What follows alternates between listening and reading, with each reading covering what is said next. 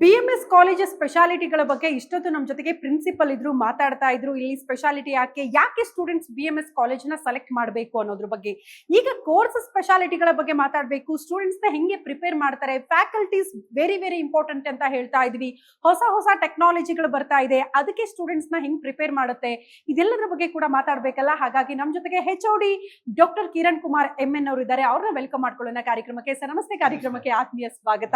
Sir, very challenges ಅಂತ ಅಂದ್ರೆ ಈಗ ಆರ್ಟಿಫಿಷಿಯಲ್ ಇಂಟೆಲಿಜೆನ್ಸ್, ಹೊಸ ಟೆಕ್ನಾಲಜಿ ಎಲ್ಲ ಪರಿಚಯ ಆಗ್ತಾ ಇದೆ. ಸಿಲೆಬಸ್ ಜೊತೆಗೆ ಹೊಸ ಟೆಕ್ನಾಲಜಿಗಳಿಗೂ ಕೂಡ ಸ್ಟೂಡೆಂಟ್ಸ್ ನ ನೀವು ಪರಿಚಯ ಹೇಗ್ ಮಾಡ್ತೀರಿ, ಸ್ಟೂಡೆಂಟ್ಸ್ ನ ಅದಕ್ಕೆ ನೀವು ಹೆಂಗೆ ತಯಾರು ಮಾಡ್ತೀರಿ ಅಂತ? 3 ವರ್ಷಕ್ಕೊಂದ್ಸಲಿ ಪ್ರತಿ ಯೂನಿವರ್ಸಿಟಿಲೂ ಸಿಲೆಬಸ್ ಚೇಂಜ್ ಮಾಡ್ತೀವಿ. As per the industry norm, ಇಂಡಸ್ಟ್ರಿಗೆ ಏನ್ ಬೇಕು ಅವಶ್ಯಕತೆ ಇದೆಯೋ ಅದೇ ತರ ಸಿಲೆಬಸ್ ಪ್ರತಿ 3 ವರ್ಷಕ್ಕೊಂದ್ಸಲಿ ಚೇಂಜ್ ಆಗುತ್ತೆ.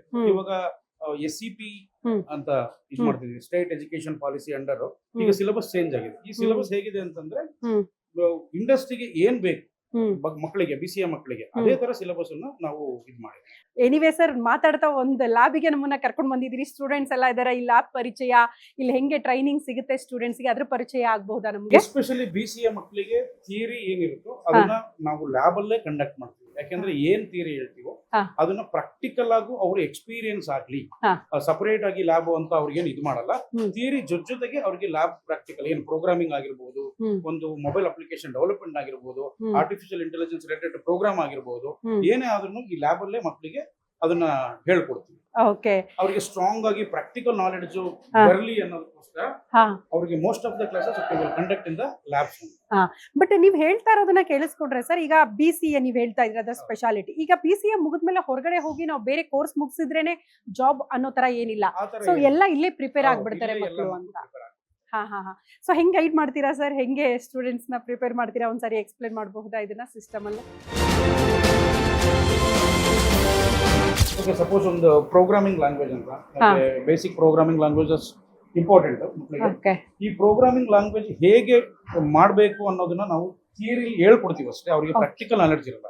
ಆದ್ರೆ ಲ್ಯಾಬ್ ಅಲ್ಲಿ ಥಿಯರಿ ಜೊತೆಗೆ ಅದನ್ನ ಯಾಕೆ ಯೂಸ್ ಮಾಡಬೇಕು, ಯಾವ ಸ್ಟೇಟ್ಮೆಂಟ್ಸ್ ಎಲ್ಲಿ ಯೂಸ್ ಮಾಡಬೇಕು, ಯಾಕೆ ಮಾಡಬೇಕು ಅಂತ ಜೊತೆಗೆ ಹೇಳ್ಕೊಡ್ತೀವಿ. ಅದರಿಂದ ಅಲ್ಲೇ ಮಕ್ಕಳು ಕಲ್ತ್ಬಿಡ್ತಾರೆ. ಮತ್ತೆ ಹೋಗಿ ಅದನ್ನ ಪ್ರಾಕ್ಟೀಸ್ ಮಾಡೋದು, ರಿವೈಸ್ ಮಾಡೋದು ಏನು ಅವಶ್ಯಕತೆ ಇರಲ್ಲ. ಓಕೆ, ಈ ಜಗತ್ತಲ್ಲಿ ನಾವ್ ಇರೋದ್ರಿಂದ ನೀವು ಕೂಡ ಅಪ್ಡೇಟ್ ಆಗಿ ಮಕ್ಕಳಿಗೆ ಅವ್ರು ಕೇಳೋ ಕ್ವಶನ್ಸ್ ಅಥವಾ ಪ್ರತಿದಿನನೂ ನಾವು ಕಲಿಲೇಬೇಕಾಗುತ್ತೆ ಹೊಸದು. ಪ್ರತಿದಿನನೂ ನೀವು ಚಾಲೆಂಜಸ್ ಇರುತ್ತೆ, ನೀವು ಟಾಪಿಕ್ಸ್ ಬರುತ್ತೆ. ಎಸ್ಪೆಷಲಿ ಇನ್ ಕಂಪ್ಯೂಟರ್ ಸೈನ್ಸ್ ಪ್ರತಿ ಅವರಿಗೂ ನೀವು ಟೆಕ್ನಾಲಜಿ.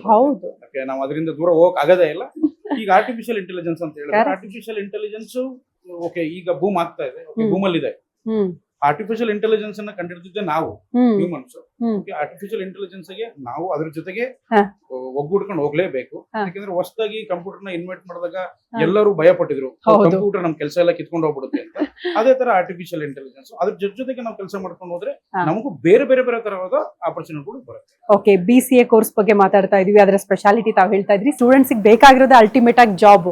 ಕೋರ್ಸ್ ಮುಗಿದ್ಮೇಲೆ ಜಾಬ್ ಅಂತ ಹುಡುಕಾಡ್ತಿರ್ತಾರೆ, ಬೇರೆ ಕಂಪ್ನಿಗಳನ್ನ ವಿಸಿಟ್ ಮಾಡ್ತಾರೆ.